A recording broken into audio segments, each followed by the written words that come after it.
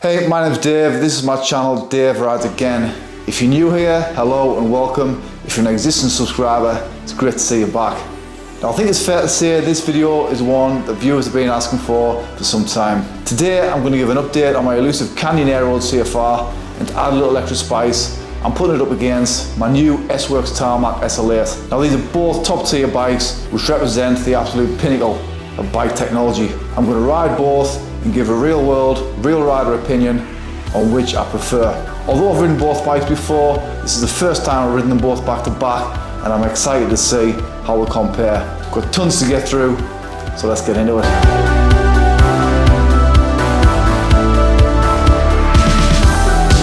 In this review, as is my way, I'm going to stay clear of any marketing jargon or bull and just keep it real. But with that being said, to add more info and context to my feedback, which will be largely based on rider feel on the road, I will be referring throughout this review to two tests that were done on both bikes by Tool Magazine. Now, Tool Magazine is regarded as the best independent resource for bike testing out there. They're completely independent and not biased. Their reviews are based on real stats and numbers that come from the tests that they carry out in the lab. Before we get into that though, let's take a look at both bikes. Now, you might have seen my new SL8 on a video I did recently where I compared it to the outgoing SL7. I've had the bike now for 3 weeks, and I must say I'm mega impressed with how it performs. In essence, it's a small refinement on the SL7, which is already a fantastic road bike.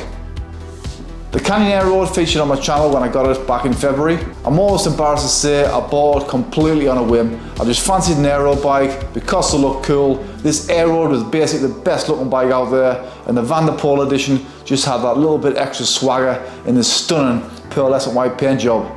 Now, on that first ride, the bike felt pretty decent. The setup and riding position definitely wasn't 100%, but I figured I'd be able to get it dialed in, and after a couple of rides, it wouldn't be an issue. I next took the bike out in March, spent an hour before I went out with a tape measure, Allen keys, getting the bike set up as close as I could to as it was on my Tarmac. Tarmac's a bike I've ridden for years. I know the setup, I know my position, so I wanted to replicate that on the Aeroad. Took the bike out for a couple of hours, but something just didn't feel right. So after the ride, went back home, got the tape measure straight out, wanted to find out what was going on and what was wrong. On measuring the front of the bike, I discovered that the Canon head tube was actually 17mm shorter than the head tube on the Tarmac. Now, the Tarmac is a 56, the Canyon's a medium. They've both got 565 top tubes, both the right frame size, but the geometry on the Canyon definitely lends itself to more of an aggressive riding position. The cockpit setup on my Tarmac is absolutely spot on. Got it slammed, looks incredible, and most importantly, fits great.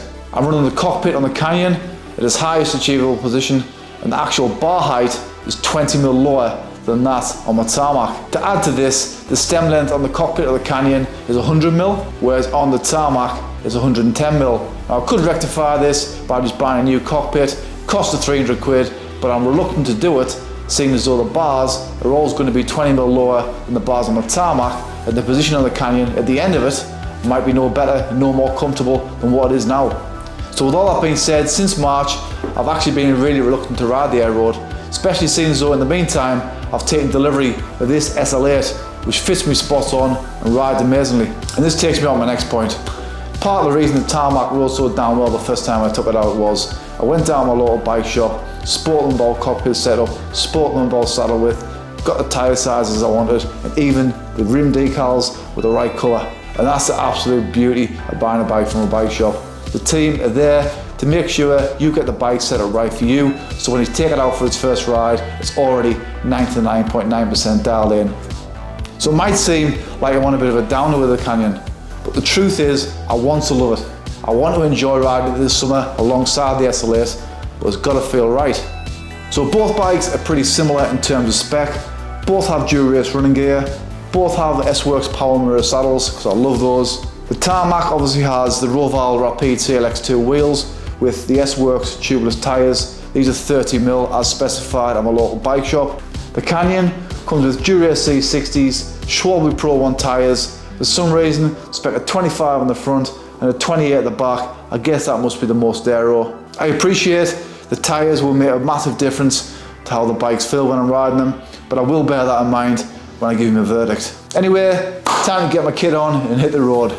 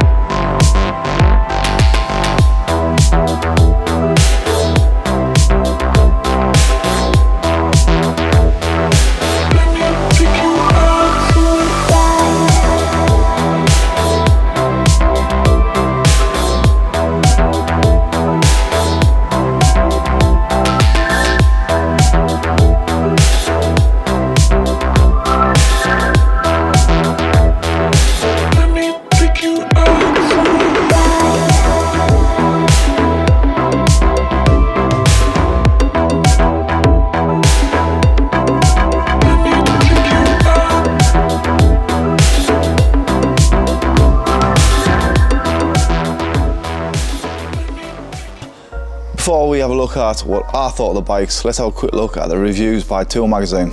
As you'd maybe expect, the Aeroad came out on top when it comes to pure aerodynamics, but the TARMAC SL8 was equal to or better than the Aeroad in pretty much every other aspect. The weight difference between these two bikes is 600 grams, which is obviously not to be sniffed at, and whilst both bikes had similar levels of bottom bracket stiffness, TARMAC came out on top when it comes to front end stiffness and also seat tube stiffness and compliance. Now again, just to reiterate, I've added this info from Tool Magazine just for a little context. How much of a difference is there between both bikes when ridden in the real world by an average Joe like me?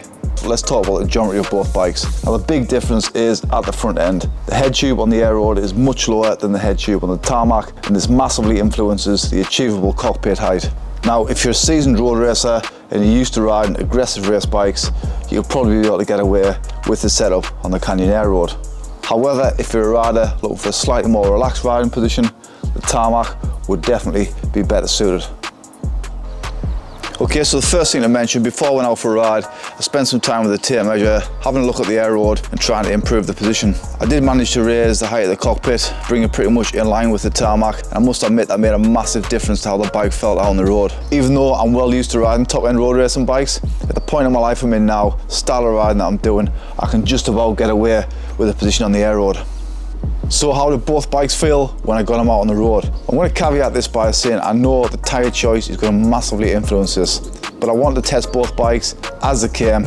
I know the Canon in particular have gone to lengths to explain that this bike was set up around running a mullet tyre setup. This bike's got a 25 in the front and a 28 in the back. I'll be honest, in this day and age, why manufacturers are still speccing 25 and 26mm tyres is beyond me.